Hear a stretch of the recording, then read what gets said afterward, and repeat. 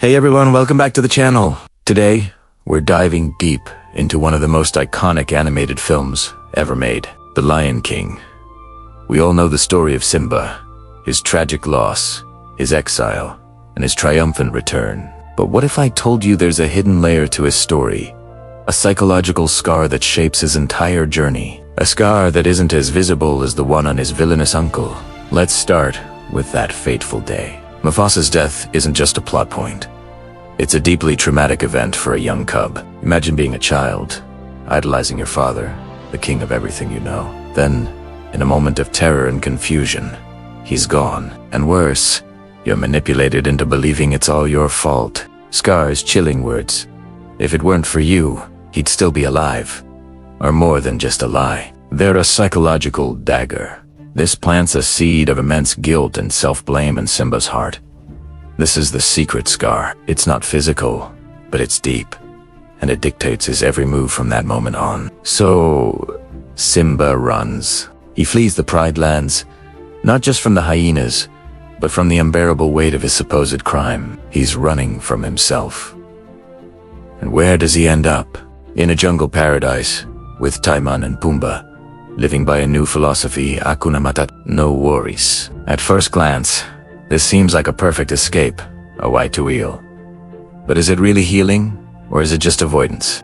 Hakuna Matata becomes Simba's coping mechanism. It's a way to suppress the trauma, to bury the memory of his father and the guilt he carries. He trades his royal identity for a carefree, responsibility free life. He grows from a cub into a powerful lion, but emotionally, he's still that scared little cub running from his past. He never truly processes his grief or confronts the lie he was told. The scar remains hidden beneath a veneer of fun and feasting on grubs. Think about it. When Nala finds him, what's his initial reaction? It's not joy at seeing his childhood friend. It's panic.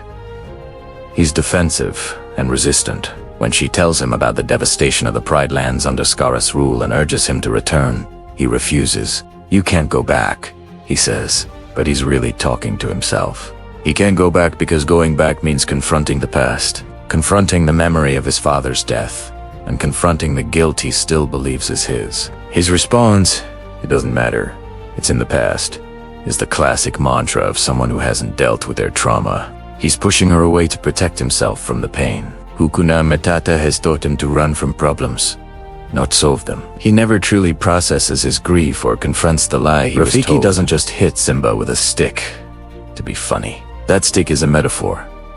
He tells Simba, "Oh yes, the past can hurt, but the way I see it, you can either run from it or learn from it." This is the moment the healing truly begins. Rafiki forces Simba to stop running and to look inward. He leads him to the water's reflection, where Simba doesn't just see himself, he sees his father. And then Mufasa's spirit appears in the clouds, not to accuse him, but to remind him of who he is. "Remember who you are.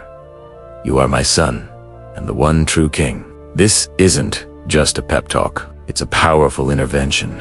Mufasa's words are the antidote to Scar's poison. They reframe Simba's identity not around guilt, but around legacy, love, and responsibility. It's the moment Simba realizes his identity is not defined by his biggest mistake, but by his potential and his heritage. With this newfound clarity, Simba finally goes back. But his return isn't just about reclaiming the throne, it's about healing that secret scar. The physical confrontation with Scar is also a psychological one. He never truly processes his grief or confronts the lie he was told. When Scar, cornered and desperate, whispers the truth to Simba, "I killed Mufasa." It's a moment of liberation. The burden of guilt that Simba has carried for years is lifted in an instant. It was never his fault. This revelation frees him. It allows him to finally defeat Scar not out of pure revenge, but out of a need to restore balance and protect his family. He's no longer fighting as a guilty exile, but as the rightful king. So, what does this all mean?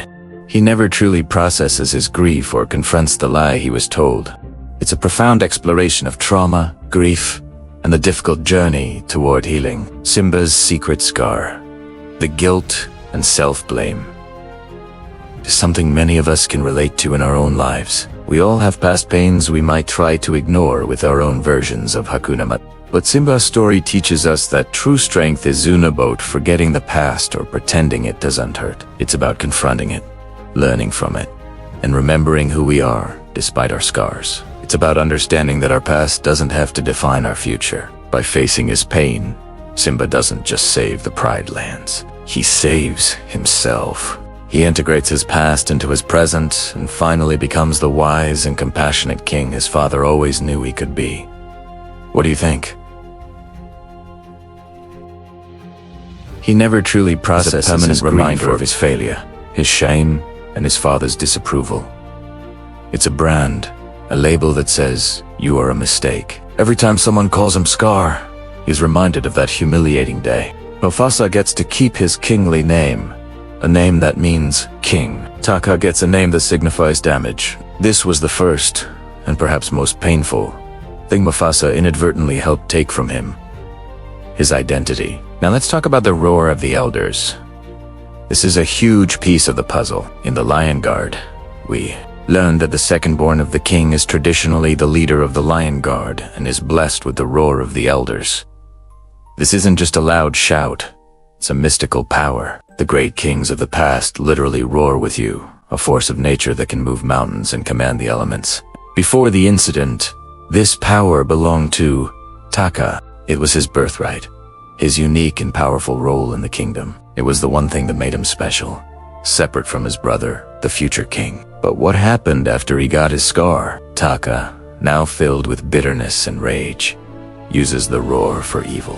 He commands his Lion Guard to help him overthrow Mufasa. When they refuse, seeing it as a betrayal of their duty, Scar turns the roar on them, destroying his own team in a fit of rage. By using the roar for evil, the spirits of the past kings take it away from him. He loses this incredible power forever. So, while Mufasa didn't physically take the roar, the entire situation, the rivalry, the failed plot, the resulting bitterness led directly to Scar losing it. It was his one claim to a unique power, and it vanished, leaving him with nothing but his intellect and his resentment. This leads us to the third and most crucial power that was taken: hope. Before the stampede, Taka, for all his flaws, had hope. He hoped he could prove himself to his father. He hoped he could earn respect. He hoped he could find his own place of importance in the Pride Lands. He believed that with a clever enough plan, he could change his destiny. The disastrous outcome of his scheme crushed that hope entirely. He tried his best, in his own twisted way, to gain power and recognition. And the result was public humiliation, a disfiguring scar, a name change that mocked him, and the loss of his sacred duty. From that day forward, the hope in Taka died, and Scar was truly born. He no longer believed he could earn his place through merit or bravery. The system, in his eyes, was rigged. His father favored Mufasa. The pride favored Mufasa. Even fate seemed to favor Mufasa. His only path to power was no longer through earning it, but through seizing it by any means necessary. The goodness and ambition that Taka once had curdled into pure, calculating villainy. Mufasa's very existence, his effortless grace and kingly bearing, became a constant, burning reminder of everything Scar had lost and could never be. So, when we watch The Lion King and see Scar orchestrating Mufasa's death, it's not just about wanting the throne. Mufasa gets to keep his kingly name, a name that means king. Taka gets a name that signifies damage. This was the first, and perhaps most painful. He's not just killing his brother, he's trying to kill the memory of his own failure. He's trying to erase the ghost of the Golden Prince who, just by being himself, took everything that mattered from the younger brother left in the shadows. This deep-seated psychological wound is what makes Scar such a compelling villain. He isn't just evil for the sake of being evil. He's a product of his environment, a tragic figure shaped by neglect, jealousy, and one catastrophic mistake. The power Mufasa took from him wasn't just the crown, it was Taka's very soul. He took away the lion he could have been and left behind the monster he was forced to become. It's a dark and tragic tale, showing that the deepest scars are the ones you cannot see. What do you think was first seen? The contrast between Mufasa's family and Scar is stark. Mufasa is the beloved king, strong, wise, and celebrated. His son, Simba, is the heir apparent, the golden child destined for greatness. The circle of life is in full, glorious swing. But where is Scar during this grand presentation? He's lurking in the shadows, literally and figuratively. He's the disgruntled brother, passed over for the throne, first by Mufasa, and now by his newborn nephew. His very first lines drip with sarcasm and resentment. When Mufasa confronts him for missing the ceremony, Scar's response, "I was first in line." Until the little hairball was born, perfectly sums up his entire motivation. It's pure, unadulterated jealousy. He sees Simba not as family, but as the final obstacle to the power he feels he's been denied. This sets the stage for Scar's manipulation of young Simba. He preys on Simba's innocence and his desire to prove his bravery. Think about the scene in the elephant graveyard. Scar cleverly plants the seed of curiosity, knowing full well that Simba's adventurous spirit will lead him straight into danger. He frames it as a place only the bravest lions go, a challenge Simba can't resist.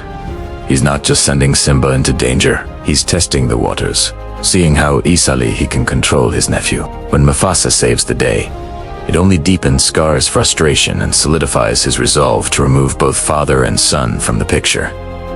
He realizes he can't just rely on chance. He needs a more definitive, more tragic plan. And that leads us to the most heartbreaking scene in the entire film. The stampede. This is where Scar's villainy reaches its peak. He orchestrates the entire event, using Simba as bait. He places the cub in the gorge, triggers the wildebeest stampede, and then deceptively alerts Mufasa. The brilliance of this plan is in its cruelty. He forces Mufasa to perform the ultimate act of fatherly love, sacrificing himself for his Sunan, then uses that very act to seal his own fate. The moment Scar whispers, "Long live the king," and throws Mufasa from the cliff is forever burned into our collective memory. It's the ultimate betrayal, brother against brother. But Scar's evil doesn't end there. What he does next is arguably just as wicked. He confronts the traumatized, grieving Simba and twists the narrative. He convinces Simba that Mufasa's death was his fault. "If it weren't for you, he'd still be alive," he hisses. This is psychological warfare at its most brutal. He doesn't just kill the king. He destroys the prince's spirit. He burdens a child with an unbearable guilt, ensuring he will never return to claim his birthright. Run away, Simba.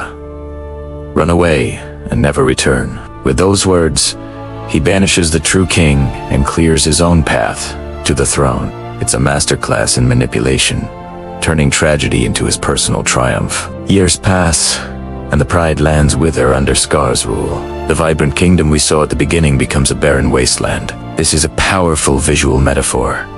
Mufasa ruled in balance with the circle of life, but Scar's reign, born of greed and selfishness, disrupts that balance entirely. The land itself reflects the soul of its king. While Simba is living a carefree Hakuna Matata lifestyle with Timon and Pumbaa, his home is suffering. He has suppressed his past, hiding from the guilt and responsibility that Scar forced upon him. He has forgotten who he is. It takes the combined efforts of Nala Rafiki and a vision of his father to finally break through Simba's self-imposed exile. The "remember who you are" seen is pivotal. Mufasa's spirit reminds Simba that he is more than his past mistakes. He is his father's son and the one true king. This is the moment Simba finally begins to shed the guilt and embrace his destiny. He stops running from his past and decides to run toward his future, toward his responsibility to his pride and his kingdom. The final confrontation between Simba and Scar is electric. It's not just a physical battle. It's a battle for the truth. When Scar tries to use the same psychological trick again, trying to paint Simba as the murderer in front of the whole pride, Simba is ready. He accepts responsibility, showing his growth and maturity. But the tide turns when Scar, overconfident and gloating, whispers the truth to Simba: "I killed Mufasa." That's the moment the spell is broken. The guilt that has haunted Simba for years is lifted, replaced by a righteous fury. The truth is finally out, and the pride sees Scar for the usurper and murderer he truly is. The fight on Pride Rock, silhouetted against the flames, is epic. Simba, fueled by justice, finally overpowers his uncle, and in a final, poetic moment, he offers Scar the same choice Scar gave him as a cub: run away and never return. But Scar, true to his nature, chooses deceit one last time, leading to his final downfall at the hands of his once loyal hyenas. He is consumed by the very chaos he created.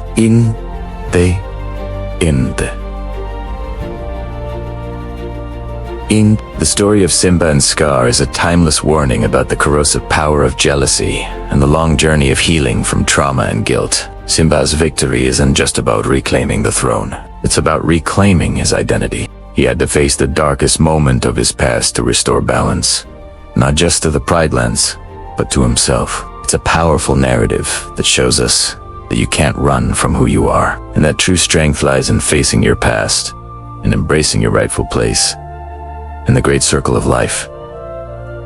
Thanks so much for watching. What's your favorite moment between these two iconic characters? Let me know down in the comments. Don't forget to like and subscribe for more deep dives into your favorite films. See you next time.